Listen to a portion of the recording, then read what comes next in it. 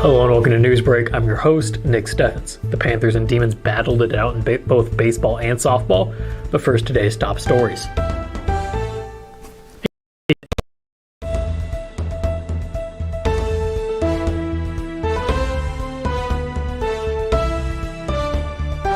Hello and welcome to Newsbreak. I'm your host, Nick Steffens. The Panthers and Demons battled it out in both baseball and softball, but first today's top stories.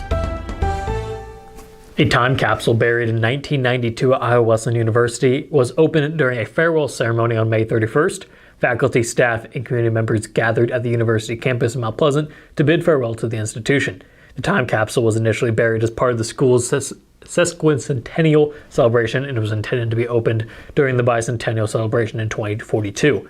However, its opening on the last day of the university held special significance. Although most of the contents were damaged due to poor sealing, the sentiments shared by Elizabeth Garrels, an IW alumna involved in burying the capsule, remained intact. The capsule contained various items including photos, a history book, music, yearbooks, and memorabilia. The ceremony reflects on the university's 181-year-old history and celebrated legacy. Former university officials expressed their confidence in the future in the creation of something new and beautiful in the same spot. The Washington School District fell just short of its goal to fill all open positions before the end of the school year on May 25th. Superintendent Willie Stone announced that the district still needed to hire special education staff, as well as teachers for Spanish, 4th and 5th grades, high school math and social studies, and a middle school ELA interventionist. While most of the vacancies created by early retirements were filled, additional departures later in the year complicated staffing goals. The district is exploring creative solutions such as a remote Spanish program piloted at Washington High School, but a staff sharing plan with another district recently fell through. The district is also considering hiring not yet licensed employees for training in special education. The official training and orientation for new hires will begin in August, but they already have access to their classrooms and contact with administrators. Members of the Washington County Riverboat Foundation were honored during the Mid-Prairie Baseball game on May 26 for their contributions to the school's recently renovated ballpark. The foundation provided a grant of $159,040 in 2022, which was used to enhance the facility. The renovations included additional seating behind home plate, a changing room for players, a dedicated press box, and an elevated radio broadcast setup. The foundation expressed its satisfaction with the outcome, stating that it had created a beautiful facility for the Mid-Prairie Golden Hawks. Executive Director Patty Collar highlighted the foundation's pride in supporting Mid-Prairie's athletics, knowing that the baseball field is now one of the best in the state of Iowa. The foundation wished the team the best of luck for the season. We're going to take a quick break, and when we come back, we'll take a look at the weather and sports.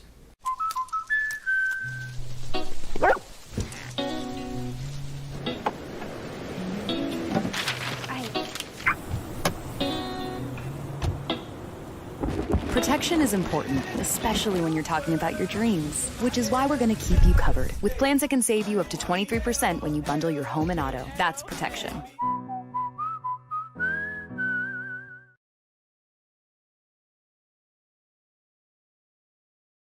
Bring the kids and share the memories from steam engines, antique cars and trucks, tractors, gas engines, and horses. Maybe your memories are of great food from the North Village to the Log Village, or learning how to square dance over at the Dance Barn. This is the place where memories are made. Make plans now to enjoy the history of the past at the 2023 Midwest Old Threshers Reunion, August 31st through September 4th in Mount Pleasant. Visit oldthreshers.com for more details. Unbelievable amount of devastation. I've never seen anything like it. We had a beautiful barn that was gone in 20 minutes. Farm Bureau stepped up right away and said, hey, we got you and we'll be there for you. We were taken care of. Now we could get on to repairing and rebuilding. I tell everybody about Farm Bureau. We're fortunate to say we have good coverage with good people doing it. Contact Farm Bureau agents Tony Starr and Mike Welcher in Mount Pleasant today.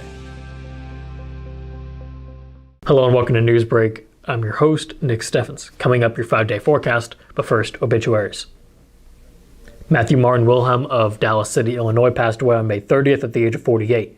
Banks and Beals Funeral Home is in charge of the arrangements. Andrew L. Small of Iowa City passed away on May 19th at the age of 53. A celebration of life will be held from 1 to 5 p.m. July 2nd at City Park in Iowa City. John Clifford Danielson of Fairfield passed away on February 16th at the age of 76. There'll be an interment at Fell Cemetery at 11 a.m. June 10th. Irene Eleanor O'Connor of Cedar Rapids passed away on May 31st at the age of 88. A funeral mass will be held at 10:30 a.m. June 5th at St. Pius X Catholic Church. Stuart Baxter Funeral Home is in charge of the arrangements. Karen K. Fenn of Mission, Texas, passed away on May 24th at the age of 64. A celebration of life will be held at 1:30 p.m. June 6th at Jones and Eden Funeral Home. Barbara Janet Wilson Hodge of Fairfield passed away on May 31st at the age of 95. Per her wishes, no services will be held. Banner Funeral Home is in charge of the arrangements. That was obituaries. It is now time for your 5-day forecast. It's been another hot one today with a high of 91 degrees and partly cloudy skies. Tomorrow temperatures will fall down to 82 degrees and it'll be mostly cloudy. On Wednesday it'll be partly cloudy and temperatures will continue to fall down to 79 degrees. On Thursday temperatures will start to rise back up with a high of 82 and mostly sunny skies. Finally on Friday it will remain mostly sunny and the high will be 87. We're going to take another quick break and when we come back we'll take a look at sports. At 5 Star Community Credit Union, we want to help you lead a better life. We offer competitive rates and convenient appointment times for all kinds of loans: auto, recreational vehicles, home equity, line of credit, holiday, and personal loans. We make it easy to build your credit and enjoy the good things in life. We invite you to join 5 Star Community Credit Union. We are community-minded and member-focused. Come visit our locations in West Burlington and Mount Pleasant or online at 5starcu.org. Federally insured through the NCUA, Equal Housing Lender. At Brown Shoe Fit, we pride ourselves on traditional sit and fit service that's been serving the Mount Pleasant area since 1952. At Brown's, we have shoes for the whole family. From kids to adults, we carry the finest footwear for every occasion. Whether you're looking for something for work, casual wear, or exercise, we've got you covered. And don't forget about our selection of safety toe footwear for both men and women. Come visit us 6 days a week and experience the best in traditional sit and fit service. Brown Shoe Fit, where quality and tradition meet. Welcome back to Newsbreak. I'm your host, Nick Steffens. It is now time for sports.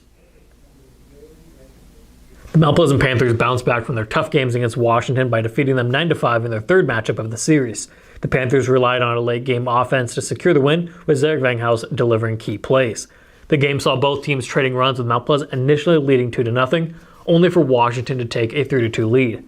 However, the Panthers managed to regain the advantage at 4-3, although Washington quickly responded to take a 5-4 lead. In the bottom of the fifth inning, Vanghaus' sacrifice fly tied the game at 5-5. Mount Pleasant reliever Peyton Higgins successfully navigated a bases-loaded jam at the top of the sixth, striking out 2 batters. The Panthers took the lead in the bottom of the sixth with J.C. Sitar's RBI single, followed by Payson Coleman's blunt signal that scored 2 runs. Vanghaus then sealed the victory with an RBI single, bringing the score to 9-5.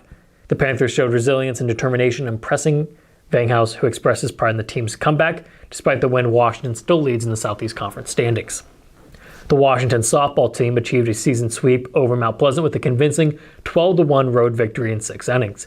Washington initially faced a slow start as Mount Pleasant took an early lead with a run in the first inning. However, the Demons quickly adjusted and showcased their offensive prowess. They capitalized on the Panthers' misplays, scoring 4 runs in the third inning, followed by 5 in the fourth, 1 in the fifth, and 2 in the sixth. Emery Walton had an outstanding performance, going 3 for 4 with a double, a triple, and 4 RBIs. Haley Mitchell contributed with 2 RBIs, while several other players also knocked in runs. On the pitching side, Bella Salazar and Hallie Cutterback combined efforts, allowing only 2 hits and 1 unearned run. The Demons now hold an 8-4 overall record and remain undefeated in conference play. They will face Fort Madison in a doubleheader, while Mount Pleasant hosts Keokuk. That was the news for Southeast Iowa. I've been your host, Nick Steffens. This has been your News Break.